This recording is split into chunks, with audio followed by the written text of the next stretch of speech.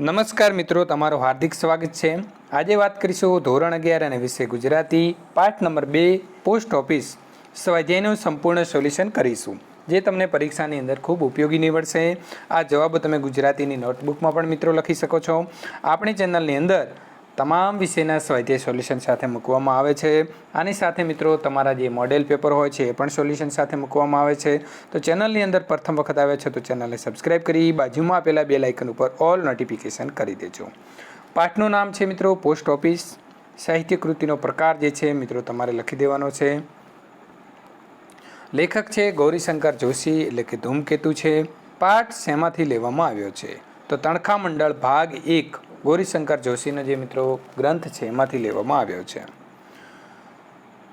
તો મિત્રો અહીં આપણને પોસ્ટ ઓફિસના જે લેખક છે એમનો સંપૂર્ણ પરિચય, એમની જે મિત્રો નવલકથાઓ છે એનો પણ અહીં આપણને નામ આપેલા છે. તો સંપૂર્ણ તૈયારી કરી લેજો, જેથી કરીને તમને પરીક્ષાની અંદર બેઠા માર્ક મળી રહે. ત્યારબાદ શબ્દ સમજૂતી છે પણ તૈયાર કરી દેવી. હવે વાત કરીશું સ્વાધ્યાય પ્રશ્ન નંબર 1. નીચેના પ્રશ્નોના ઉત્તર એક વાક્યમાં લખો. અલી ડોસાને એ જગ્યાએ બેસવાનો કેટલો અભ્યાસ હતો? તો અલી ડોસાને એ જગ્યાએ બેસવાનો 5 વર્ષનો અભ્યાસ હતો. નંબર 2.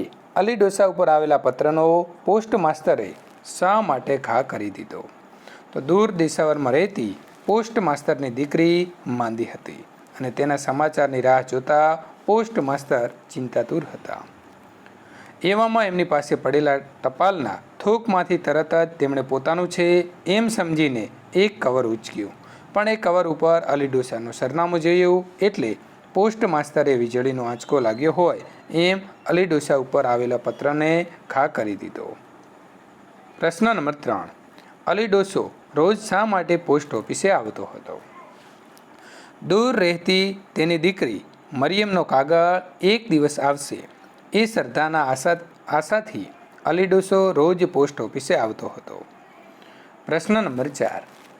લેખકના મતે અર્ધ જગત ક્યારે શાંત બની શકે છે?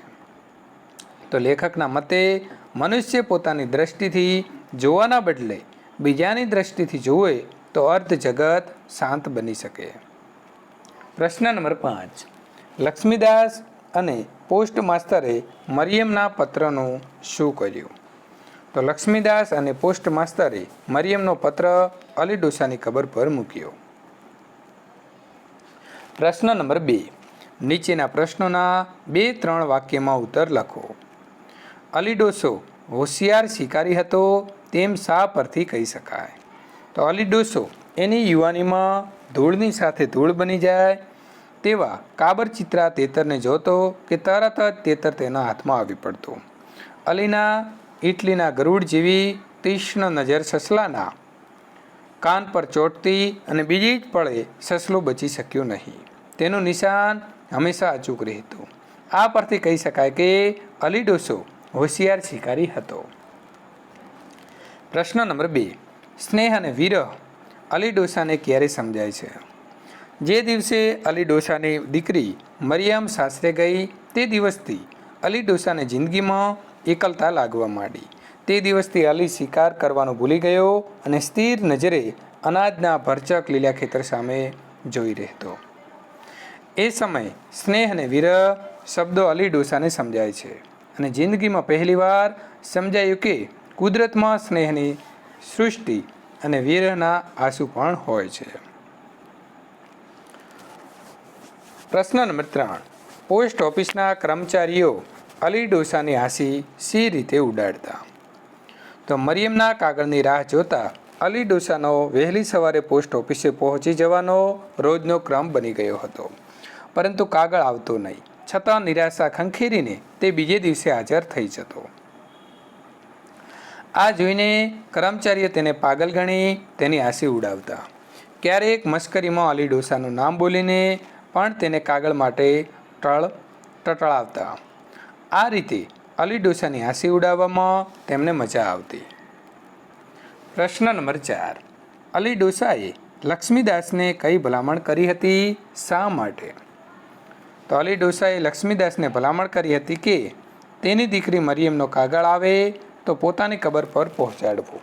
કારણ કે અલી ડોસાને હવે તેનું મૃત્યુ નજીક લાગતું હતું અને હજુ સુધી તેની એકની એક દીકરી મરિયમનો પત્ર આવ્યો ન હતો. પ્રશ્ન નંબર 3. નીચેના પ્રશ્નોના મુદ્દાસર ઉત્તર લખો. વાર્તામાં રજૂ થયેલ રાત્રિનું વર્ણન કરો. આ વાર્તાની શરૂઆતમાં જ પાછલી રાતનું આબેહૂબ વર્ણન છે. પૂરા આકાશમાં નાના મોટા તારાઓ ટમટમી રહ્યા છે. શીતળ પવનના સુસવાટાથી બચવા અલી ડોસાએ પોતાના ફાટેલા ઝપાથી શરીરને લપેટી લીધું છે. કેટલાક ઘરોમાંથી ઘંટીના મધુર અવાજ સંભળાય છે. એ સાથે સ્ત્રીઓના ઝીણા અવાજ પણ સંભળાઈ રહ્યા છે. એકાદ કૂતરાનો અવાજ, વહેલા ઉઠી ગયેલા લોકોના પગરખાનો દૂરથી સંભળાતો અવાજ, અકાળે જાગી ગયેલા પક્ષીના અવાજો સિવાય આખું શહેર સાવ શાંત હતું. લોકો મીઠી નિંદ્રા માણી રહ્યા હતા. શિયાળાની રાત વધુ ગાઢ બની જતી હતી. મનુષ્યના સ્વભાવ જેવી શિયાળાની ઠંડી કાતિલ હથિયારની જેમ પોતાનું સામ્રાજ્ય ચારે બાજુ ફેલાવી રહી હતી. રાત્રિ વધારે સીમણી બનતી હતી. પવન સોસરવો નીકળી જતો હતો. શુક્રના તારાનું મીઠું તેજ બરફ પડે તેમ પૃથ્વી ઉપર ઠંડીના કટકા જેવું પડતું હતું. પ્રશ્ન નંબર 2. પોસ્ટ ઓફિસ અલી ડોસા માટે ધર્મક્ષેત્ર તીર્થ સ્થાન બન્યું. આ વિધાનને સમજાવો. અલી ડોસો વૃદ્ધ થતાં તેને દૂર સાસરે એકની એક દીકરી મરિયમની યાદ સતાવતી હતી. ડોસો દીકરીના વિરહમાં ઝૂરી રહ્યો હતો. તે દીકરીના પત્રની રાહમાં દિવસો વિતાવતો હતો. તે જાણતો હતો કે પત્ર આવશે તો પોસ્ટ ઓફિસમાં જ હશે. આથી તે દરરોજ વહેલી સવારે શહેરની પોસ્ટ ઓફિસે પહોંચી જતો.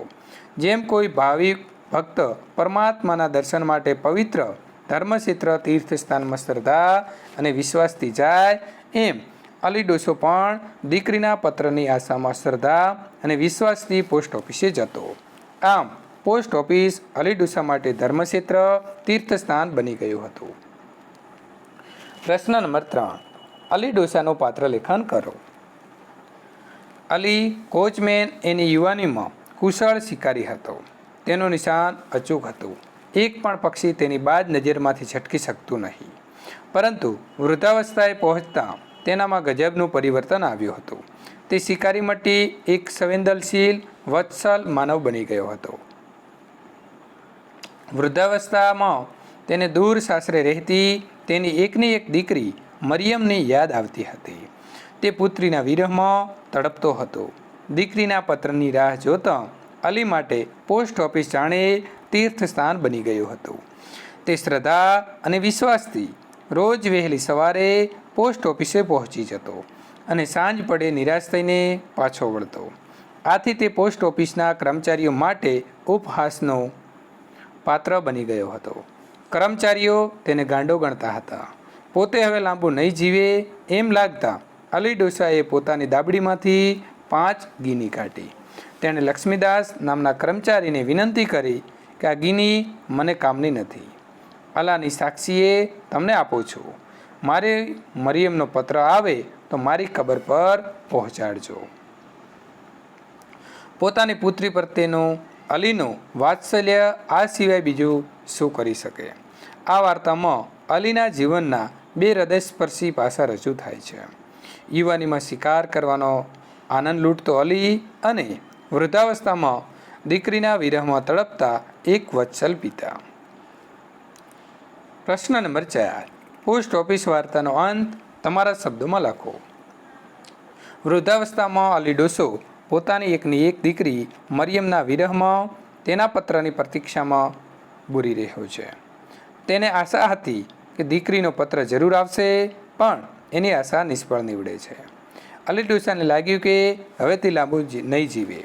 આથી તેણે પોસ્ટ ઓફિસના એક કર્મચારી લક્ષ્મીદાસને બોલાવ્યો. અલી ડોસાએ પોતાની પાસે રાખી મૂકેલી 5 ગીની અલ્લાહની સાક્ષીએ એક કર્મચારીને આપી અને વિનંતી કરી કે આ ગીનીની મારે હવે જરૂર નથી, તમને કામમાં આવશે, પણ મરિયમનો પત્ર આવે તો મારી ખબર પર મૂકજો. એ વાતને 3 મહિના વીતી ગયા પછી એક દિવસ તેની દીકરી મરિયમનો પત્ર આવ્યો.